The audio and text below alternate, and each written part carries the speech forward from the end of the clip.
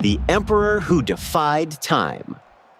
In the world of football, everyone knows how players rise to the top, but only a handful ever managed to stay there. In 2003, a skinny teenager from a tiny island that most of the world had never even heard of stepped onto the biggest stage. He was fast, gifted, and full of dreams. What nobody realized at the time was that this young boy was about to spend the next 2 decades fighting a battle that would never truly end. A battle against defenders, against critics, against injuries, and against the one opponent no footballer in history has ever completely defeated: time. As some of the greatest players of his generation retired, as once feared superstars watched their numbers slowly fade, one name continued to appear year after year: Cristiano Ronaldo. But how did a poor boy from the island of Madeira become one of the greatest athletes in human history? And how did he remain at the top while almost everyone around him eventually fell? This is the complete story of the Emperor who refused to surrender to time.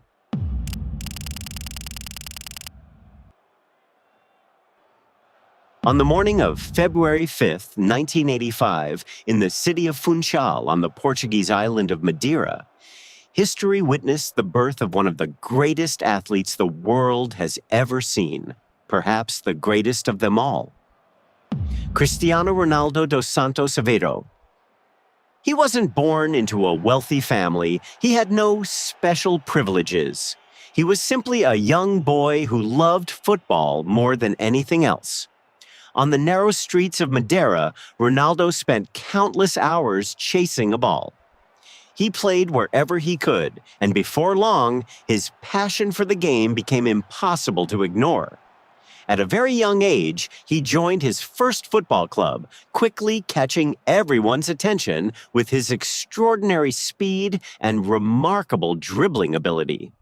But the small island was no longer big enough for his dreams. At just 11 years old, Ronaldo made the hardest decision of his life. He left his family behind and moved alone to Lisbon to join the Sporting CP Academy, one of Portugal's most prestigious football institutions. For the first time in his life, he was completely on his own. He had to adapt to a new city, a new environment, and an entirely different life. It was there that the dream began to turn into reality. Inside Sporting's academy, Ronaldo's talent became impossible to ignore. He progressed rapidly through every youth level until he earned his place in the first team. In 2002, at only 17 years old, he made his senior debut for Sporting CP and quickly established himself as one of Portugal's most exciting young prospects. The boy who was different. Inside Sporting's academy, the coaches couldn't stop talking about him. His pace was extraordinary. He could dribble with either foot. And even after training sessions had officially ended, Ronaldo often stayed behind, practicing long after everyone else had gone home. But despite his incredible talent, he wasn't perfect. Many coaches criticized him for being too selfish. He dribbled too much. Too often, he tried to beat 3 or 4 defenders when a simple pass would have been the better decision. Ironically, those very flaws were also what made him one of the most entertaining young players anyone had ever seen. His first team breakthrough. In August 2002, at just 17 years old, Ronaldo made his first appearance for Sporting CP's senior team against Inter Milan during the UEFA Champions League qualifying rounds. Portuguese journalists immediately began referring to him as the Wonder Kid from Madeira. Within a few months, he had become a regular member of Sporting's first team, but the moment that changed his life forever arrived in the summer of 2003. The match that changed history, August 7th, 2003, the grand opening of Sporting CP's brand new José Alvalade Stadium. The opponent, Manchester United, led by the legendary Sir Alex Ferguson. This wasn't just another friendly match. It was the night that created the legend of Cristiano Ronaldo. Throughout the game, Ronaldo tormented Manchester United's defenders. He attacked from both wings, dribbled past defenders with ease, and constantly left the English side struggling to contain him. According to United's own players, he was terrorizing them from every angle. Former Manchester United midfielder Quinton Fortune later recalled the experience. "He was terrorizing us from every angle. He was unbelievable." Gary Neville wasn't even on the pitch that night. Injured at the time, he watched the match from home. As he witnessed Ronaldo dismantle United's defense, he turned to his brother and said, "Manchester United have to sign this kid." Inside the United dressing room, Ronaldo was the only topic anyone could talk about.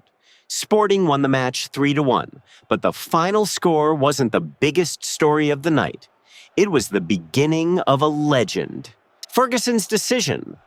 Immediately after the final whistle, Sir Alex Ferguson asked to meet Cristiano Ronaldo. According to Ronaldo himself, the Scottish manager took him into Manchester United's dressing room, introduced him to the players, looked him in the eye, and simply said, "I want you. Now." Just 5 days later, Ronaldo officially became a Manchester United player in a deal worth more than £12 million, a British record fee for a teenager at the time. The first shock in Manchester. When Ronaldo arrived in England, he expected to continue wearing the number 28, the same number he had worn at Sporting CP. Instead, Ferguson surprised him. He handed him one of the most iconic shirts in football history.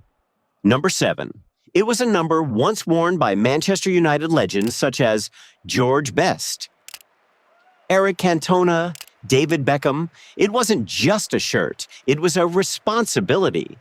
Years later, Ronaldo admitted that receiving the famous number 7 became one of the biggest motivations of his career, pushing him to prove that he deserved to wear it. His Old Trafford debut, August 16, 2003. Manchester United versus Bolton Wanderers, only 18 years old. Ronaldo came off the bench for his debut.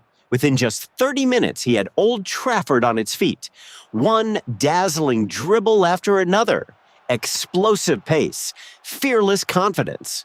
The crowd couldn't believe what they were witnessing. After the match, Sir Alex Ferguson simply said, "It was a marvelous debut." Club legend George Best went even further. "It was the most exciting debut I've ever seen." Bolton manager Sam Allardyce summed it up in just a few words. "He's a different class." The problems he had to overcome. Despite his incredible talent, Ronaldo was far from a complete player. During his first 2 seasons in England, the British media constantly criticized him. They called him selfish. They accused him of over-dribbling. They claimed he made poor decisions in the final third. Opposing defenders also targeted him physically, believing the skinny teenager could be bullied out of games. But this was where Sir Alex Ferguson changed everything. Ronaldo's football father, Ferguson, never tried to take Ronaldo's flair away. Instead, he transformed it into something far more dangerous. He helped Ronaldo build muscle. He refined his finishing. He developed his heading ability. He taught him how to become ruthless inside the penalty area. Little by little, the talented but skinny teenager disappeared. In his place emerged a relentless goal-scoring machine. A player capable of deciding matches almost single-handedly. Inside the walls of Old Trafford under the guidance of Sir Alex Ferguson, Cristiano Ronaldo entered the most important phase of his career, the phase that shaped his mentality, forged his character, and created the football legend the world knows today. The transformation didn't happen overnight. It was the result of years of relentless work, discipline, and a demanding environment created by Sir Alex Ferguson and his coaching staff. especially first-team coach Rene Meulenstein. Meulenstein played a crucial role in reshaping Ronaldo's mindset. One day, he sat down with Cristiano and told him something that would change his career forever. You score beautiful goals, but you don't score enough goals. A true goal scorer scores with one touch, from rebounds, from tap-ins, and from penalties. From that moment on, Ronaldo's priorities changed. Instead of focusing solely on entertaining the crowd with endless stepovers and dazzling skills, he became obsessed with efficiency.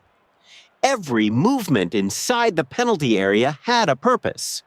Every run became calculated. Every chance mattered.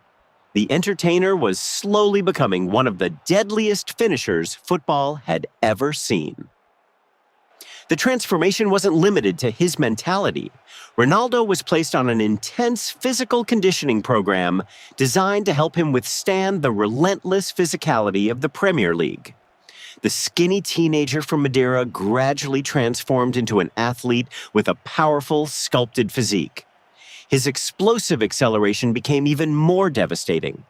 His vertical leap reached astonishing heights, making him one of the most dangerous aerial threats in world football. And while most players headed home after training, Ronaldo stayed. For hours, he practiced his finishing with both feet until they became almost equally lethal. He repeatedly worked on the famous knuckleball free kick technique, striking the ball in a way that caused it to dip, swerve, and change direction unpredictably in midair. Every extra session, every repetition, every sacrifice was another step toward greatness. By the 2007 to 2008 season, Ronaldo's transformation was complete. He was no longer just an exciting young winger. He had become the best footballer on the planet. That season was simply extraordinary. Ronaldo scored 42 goals in all competitions, including 31 Premier League goals. An astonishing tally for a player who spent much of his time playing on the wing rather than as a traditional striker.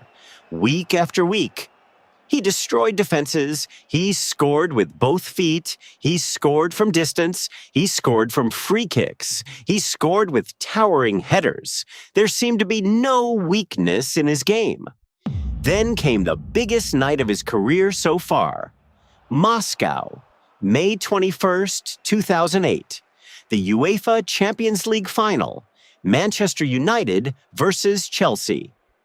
On the biggest stage in European football, Ronaldo rose above the Chelsea defense and powered home a magnificent header to open the scoring. Although he later missed his penalty in the shootout, Manchester United went on to lift the trophy. Cristiano Ronaldo had finally become a champion of Europe. Between 2003 and 2009, Ronaldo helped Manchester United dominate English and European football. Together, they won 3 consecutive Premier League titles, the UEFA Champions League, the FA Cup, 2 League Cups, the FIFA Club World Cup, and 2 Community Shields. His individual achievements were just as remarkable. In 2008, Ronaldo won his first Ballon d'Or. He was named FIFA World Player of the Year. He claimed the European Golden Shoe, and he was voted the Premier League Player of the Season in consecutive years. The young boy from Madeira had become the best player in the world. The British media hadn't always believed in Cristiano Ronaldo. During his first seasons in England, newspapers regularly labeled him as selfish, a show-off, even a diver.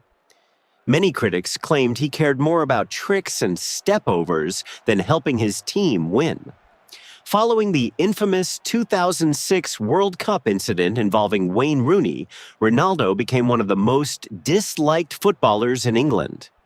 Boos followed him into almost every stadium. But Ronaldo never answered with words. He answered on the pitch. As his performances reached extraordinary new levels, the criticism slowly disappeared. Newspapers such as The Guardian and The Telegraph began praising his incredible maturity and mental strength. The same player who had once been mocked was now being celebrated as the finest footballer in England. After Manchester United completed the Premier League and Champions League double, media outlets around the world described Ronaldo as a player from another planet. French newspaper L'Équipe wrote after awarding him the Ballon d'Or, "Ronaldo has redefined the role of a winger. He possesses the speed of a sprinter, the physique of a fighter, and the goal-scoring instinct of a classic center forward." Sky Sports analysts reached an even bigger conclusion. "We're no longer debating whether he's the best player in England. We're debating where he ranks among the greatest players in football history." Perhaps no praise meant more than the words of the man who shaped his career. Sir Alex Ferguson once said, "Cristiano Ronaldo is the most gifted player I've ever managed. He surpassed every expectation and outworked every one of his teammates." In the summer of 2009, Cristiano Ronaldo left Manchester United to join Real Madrid for a world record transfer fee of £80 million. But he didn't leave England as a promising young talent. He left as a complete footballer, a Ballon d'Or winner, a European champion, and a player fully prepared to conquer the footballing world. The machine Ferguson had helped build was about to enter the greatest chapter of its story.